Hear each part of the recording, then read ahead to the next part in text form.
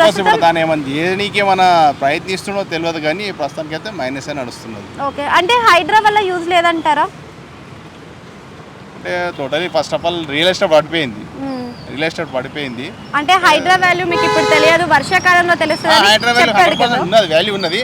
కాకపోతే గవర్నమెంట్ తను కూడా ఒక 10 years ఉంటే అది వేరు, కానీ తను ఉన్న దానికి ఇప్పుడు పబ్లిక్ ఇబ్బంది పడుతుంది. ఫస్ట్ ఆఫ్ ఆల్ పబ్లిక్ ఉండాలి, హైడ్రా తర్వాత పబ్లిక్ ఉండాలి. పబ్లిక్ ఉంటే హైడ్రా కూడా ఉంటుంది. హైడ్రా ఉండడం వల్ల పబ్లిక్ కంపల్సరీ, ఆయన మంచిగా ఆలోచించండి. కానీ కాకుంటే ఇప్పుడు ఉన్న పబ్లిక్ మొత్తం చాలా సఫర్ అయిపోతుంది, బిజినెస్ లేక, రియల్ ఎస్టేట్ లేక అట్లా.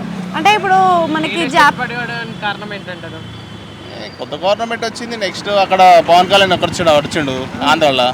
మ్యాక్సిమం ఆంధ్ర వాళ్ళు ఇక్కడ పెట్టుబడి పెట్టడము అది తక్కువ ఆపేశారు. ఇక్కడ ఎలా ఉంటుంది అని ఆపేశారు. వాళ్ళు కూడా ఎవరు డబ్బులు తీయట్లేదు. రేపు చూద్దాంలే, వస్తే బాగుంటుంది అన్నట్టు ఉంది అంతే. జాబ్ శిష్యుడే గురువుకి గురువుని సహకారం చేస్తున్నాడు అని అంటున్నారు, అది నిజమే అనుకోవచ్చా?